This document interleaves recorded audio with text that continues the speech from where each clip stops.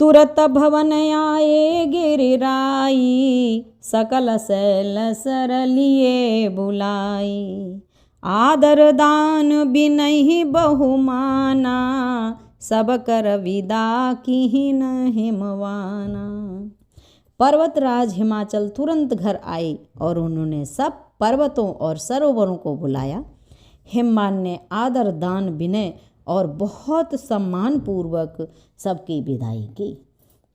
जब ही शंभु कैलास ही आए, सुर सब निज निज लोक सिधाए। जगत मातु पितु शंभु भवानी, तेहि सिंगारु न कहूँ बखानी। जब शिवजी कैलाश पर्वत पर पहुँचे तब सब देवता अपने अपने लोकों को चले गए। तुलसीदास जी कहते हैं कि पार्वती जी और शिव जी जगत के माता पिता हैं, इसीलिए मैं उनके श्रृंगार का वर्णन नहीं करता। करहि विविधि विधि भोग विलासा, गणन समेत बसहि कैलासा। हर गिरिजा बिहार नित नयऊ, यही विधि विपुल काल चली गयऊ। शिव पार्वती विविध प्रकार के भोग विलास करते हुए अपने गणों सहित कैलाश पर रहने लगे। वे नित्य नए विहार करते थे। इस प्रकार बहुत समय बीत गया। तब जन्मेऊ षट बदन कुमारा, तारक असुर समर जेहि मारा। आगम निगम प्रसिद्ध पुराना, सनमुख जनमो सकल जग जाना।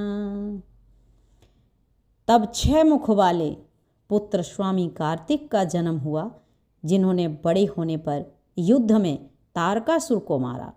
वेद शास्त्र और पुराणों में स्वामी कार्तिक के जन्म की कथा प्रसिद्ध है और सारा जगत उसे जानता है।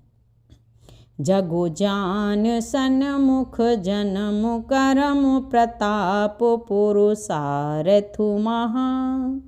तेहि हेतु मैं वृष केतु सुत गर, चरित संक्षेपहि कहा। यह उमा शंभु विबाहु, जे नर नारी कहें जे गावहीं। कल्याण काज विवाह मंगल, सर्वदा सुख पावहीं। षडानंद स्वामी कार्तिक के जन्म कर्म, प्रताप और महान पुरुषार्थ को सारा जगत जानता है, इसीलिए मैंने वृषकेतु शिवजी के पुत्र का चरित्र संक्षेप से ही कहा है। शिवजी पार्वती के विवाह की इस कथा को जो स्त्री पुरुष कहेंगे और गाएंगे, वे कल्याण के कार्यों और विवाहादि मंगलों में सदा सुख पावेंगे। चरित सिंधु गिरिजा रमन, वेद न पावहीं पार। बरनहि तुलसीदास किम, अति मति मंद गवार। मंगल भवन अमंगल हारी, उमा सहित जहि जपत पुरारी। गिरजापति महादेव जी का चरित्र समुद्र के समान अपार है, उसका पार वेद भी नहीं पाते। तब अत्यंत मंद बुद्धि और गंवार तुलसीदास उसका वर्णन कैसे कर सकता है।